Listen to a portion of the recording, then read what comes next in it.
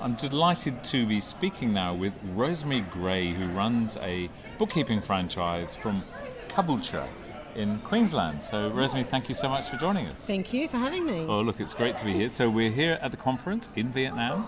It's quite warm and sticky, but we've had our lunch, we've had a good morning. Mm-hmm. So I thought I'd just have a quick chat with you about your business. So firstly, Rosemary, how long have you run your bookkeeping business for? It's now 8 years this October. So started in 2010. I was actually first class account Strathpine and just rebranded to Caboolture recently.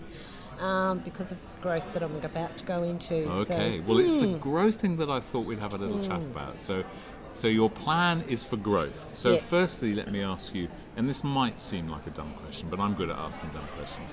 Why growth? Why do you want to grow, and why do you want to grow now?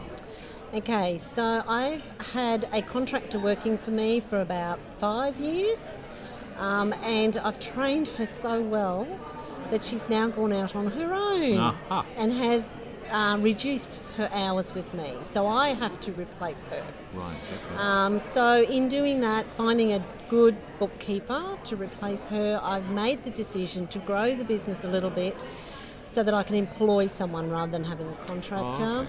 And part of that was actually bringing on 2 new staff. To do a little bit different type of work to what we currently do and offering a more of a fuller package. And part of that is so that I can travel again. So I get a junior and a senior in, and they can run the office, and then I can allow me the freedom to travel in my caravan while working. Yes. And working remotely from the mobile office. Well, aren't you lucky to have a business where you have done that and you know how to do it again? It's an interesting stage, isn't it, where you've worked with somebody who's worked with you in a contracting basis, and of course what can happen in that situation is they kind of learn extra skills and they go, I'm enjoying this, I'll go off and do this for myself, leaving you, as you were in this case by the sounds of it, a little bit high and dry. But then the idea of having permanent staff, great idea, where it's your job then to keep them fed with business, and obviously that's not something that concerns you too much after running the business. So you know what to do, and again, I think what a lovely thing for us to acknowledge that here's a business where you want to grow it, you know exactly what you need to do, you need to, you know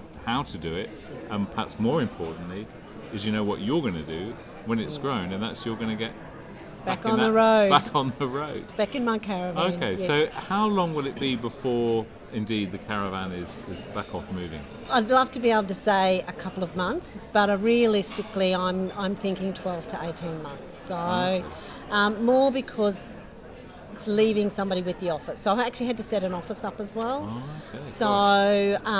It's leaving somebody with the office and making sure I've got the confidence in that person. Yes, so it'll take it could be 6 months, it could be 12 months. So I can still travel around southeast Queensland in the caravan in the meantime. But I'm determined to do the Murray River, Darwin and WA, which I haven't done yet. So how brilliant! And so when you are actually travelling, when you're off on the road, and I know you say you've done it a fair bit.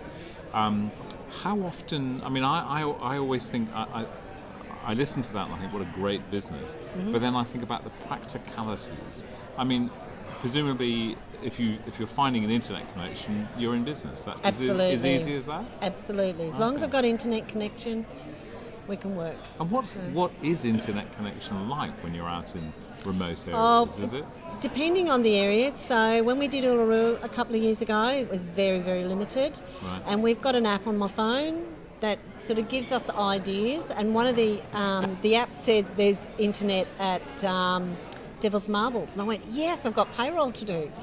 So we get to Devil's Marbles, and it's just this little lean-to shack. And on top of it is a satellite tower. You're kidding. And you couldn't move 2 foot from the shack. Right. You lost your internet.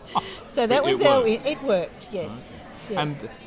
And do your clients know that this is yes. Okay. So do they need to be sort of forgiving, or does it generally work pretty damn well? Generally pretty well, because I know what days I'm doing payroll. I know what days I'm doing accounts payable payments. Your journey. We plan our journey around that. Occasionally we can't do that. Right. And that was one of those. And I just rang and I said, look, pay what they paid last week. It's Yeah. very rare that it's different. And we just fixed it up the following week. So, Well, look, it's fantastic. So, Rosemary Gray, thank you for joining us and for giving us a picture of the future of your business. And, well, who knows where you'll be next time we try and That's talk. right, Yeah. yes. All right. Hopefully somewhere on the road. Okay. Well, thank you. This has Thank been the latest little bulletin from the conference, and we'll talk to you again soon.